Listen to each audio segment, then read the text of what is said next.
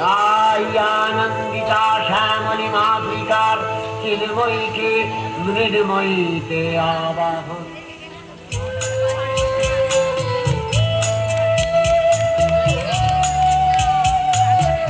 আমি বাঙালি, আমি গর্বিত আমার সংস্কৃতি কৃষ্টি নিয়ে।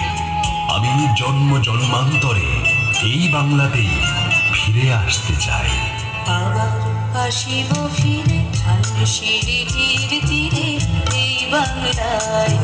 আবার আসিব ফিরে ধানসিঁড়িটির তীরে এই বাংলায়। হয়তো মানুষ নয়, হয়তো শঙ্খ চিল শালিখের বেশে। আবার আসিব ফিরে ধানসিঁড়িটির তীরে এই বাংলায়।